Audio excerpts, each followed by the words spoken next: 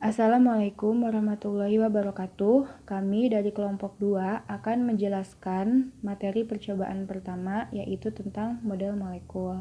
Sebelumnya ada sedikit penjelasan dari model molekul. Model molekul didefinisikan sebagai gambaran ideal dari suatu sistem atau proses, seringkali dalam bentuk persamaan matematika atau perencanaan yang digunakan untuk memfasilitasi perhitungan dan prediksi. Di sini, saya akan menjelaskan model molekul dari etana. Etana merupakan senyawa alkana. Etana memiliki 2 atom C dan 6 atom H. Alkana ternyata hanya memiliki ikatan sigma saja. Kita bisa membuktikannya dengan memutar ikatan C dengan C dan ikatan C dengan H. Jika kita membayangkan, jika C dan H diputar bebas, maka tidak akan terlihat perbedaannya. Sedangkan ikatan C dan C, apabila diputar, maka akan terlihat perbedaannya.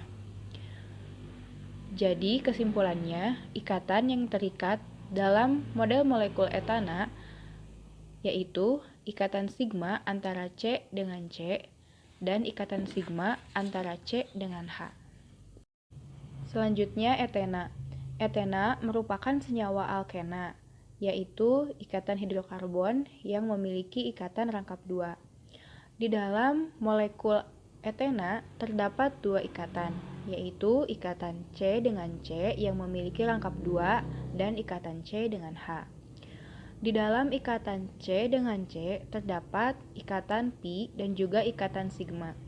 Apabila kita membayangkan etena ini diputar salah satu karbonnya, maka secara molekuler dia tidak dapat berputar karena terdapat rangkap 2 sehingga tidak memungkinkan adanya perputaran. Oke, sekarang pembahasan mengenai sikloalkana. Siklo itu yang berarti siklik dan alkana itu yang berarti hidrokarbon atau ikatan rangkap 1. Sikloalkana dibagi menjadi 4, yaitu siklopropana, siklobutana, siklopentana, dan sikloheksana. Nah, kestabilan di setiap molekul itu berbeda.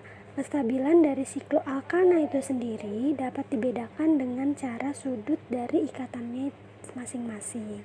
Siklopropana itu memiliki bentuk segitiga, siklobutana memiliki bentuk kotak, siklopentana memiliki bentuk segi 5, dan sikloheksana memiliki bentuk segi 6 atau bisa dijadikan konformasi kursi.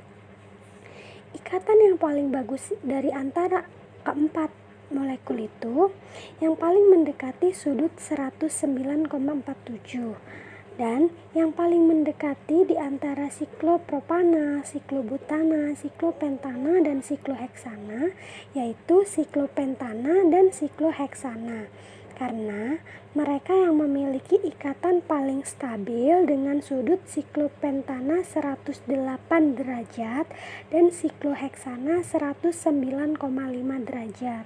Semakin sudutnya kecil, semakin ikatannya tidak stabil, seperti siklopropana dan yang memiliki sudut 60 derajat dan siklobutana yang memiliki sudut 90 derajat. Kesimpulannya, dari keempat molekul itu, yang kedudukannya paling stabil yaitu siklopentana dan sikloheksana karena mereka memiliki sudut yang mendekati 109,47 derajat. Oke, sekarang untuk masuk ke metil sikloheksana. Metil sikloheksana sendiri dibagi menjadi 2, yaitu ada yang bentuknya aksial dan yang berbentuk ekuatorial. Nah, bagaimana sih membedakan antara aksial dan ekuatorial? Nah, di sini kita lihat dari posisi CH3-nya. Untuk yang metil aksial itu CH3-nya tegak lurus ke atas. Sedangkan posisi ekuatorial itu ketika CH2 ke 4 tapi lebih miring. Oke, jadi untuk yang metil aksial itu CH3-nya tegak lurus ke atas dan posisi ekuatorial itu ketika CH2-nya ke atas tapi lebih miring. CH3-nya ke atas tapi lebih miring. Dari kedua molekul ini, posisi yang paling stabil yaitu ekuatorial. Kenapa? Kenapa dikatakan lebih stabil? Karena kita lihat dari panah reaksinya. Panah reaksinya lebih condong ke ekuatorial, artinya dia lebih stabil di ekuatorial. Dan yang membuatnya stabil sendiri yaitu tolakan antara hidrogen yang ada pada molekulnya. Jadi kesimpulannya, yang paling stabil antara metil aksial dengan ekuatorial itu yaitu ekuatorial. Kenapa? Karena tolakan antara hidrogen yang ada pada molekulnya, dan juga kita bisa juga melihat dari posisinya, posisi dari panah reaksi.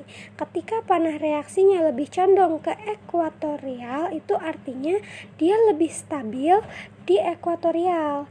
Dan yang membuat stabilnya itu tolakan antara hidrogen yang ada pada molekulnya. Oke, sekarang kita membahas tentang 1,2 dimetil sikloheksana. Nah, sebelum masuk lebih jauh, kita harus tahu apa itu cis dan apa itu trans. Cis mengandung pengertian bahwa substituen terletak pada bidang yang sama, sedangkan trans mengandung pengertian bahwa substituen terletak pada bidang yang berseberangan.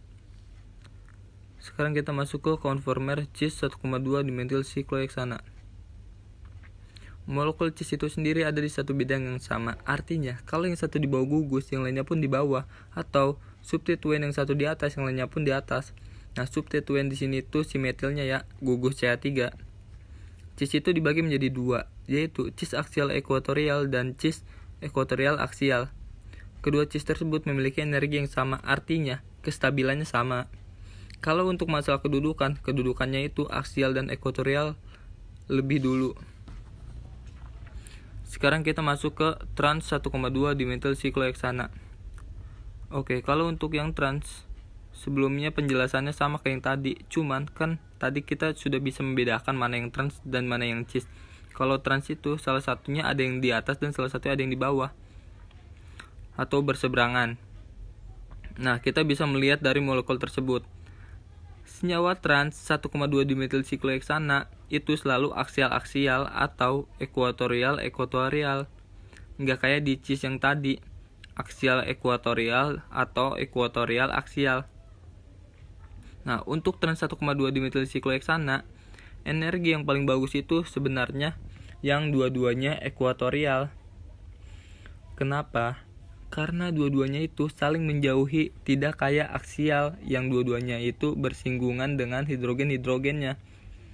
Sedangkan yang ekuatorial itu dia tidak terhalau sama hidrogen, walaupun metil-metilnya dekat-dekatan, tetapi kalau secara molekular mereka saling menghindari. Makanya energinya itu jauh lebih rendah dan lebih stabil. Sedangkan trans yang sisinya aksial-aksial itu dia punya energi yang cukup tinggi. Dia paling tinggi energinya karena dia yang paling banyak kena halauannya. Maksudnya itu kena halauan steriknya ya. Jadi kesimpulan 1,2 dimetil sikloheksana itu, baik yang cis maupun yang trans ekuatorial itu lebih stabil dibandingkan cis ekuatorial aksial atau aksial ekuatorial. Tetapi cis ekuatorial aksial atau cis aksial ekuatorial itu lebih stabil dibandingkan trans aksial-aksial. Oke, kita mulai masuk ke 1,3 dimetil sikloheksana. Untuk yang 1,3 dimetil sikloheksana, kita buat posisi yang cis sama trans sama kayak yang tadi. Cuman penomorannya yang tadi itu di 1,2, sekarang kita ganti dengan 1,3 yang cis dan 1,3 yang trans. Dari senyawa ini sama sebenarnya kayak yang tadi, kita ngejelasin juga tentang kedudukannya, tentang posisi-posisinya, dan gimana sih energinya, dan mana sih yang lebih stabil. Nah, kita bahas dari yang cis dulu. Di cis 1,3 dimetil sikloheksana itu yang pertama posisinya sama-sama aksial. Nah, otomatis energinya tinggi. Energi tinggi artinya tidak stabil. Nah, itu untuk yang kedua-duanya aksial. Sekarang yang dua-duanya ekuatorial. Untuk yang kedua-duanya ekuatorial itu sama-sama saling menjauhi. Artinya dia lebih disukai ketimbang posisi yang cis sama-sama aksial. cis aksial itu memang haluan steriknya lebih besar dibandingkan dengan ekuatorial.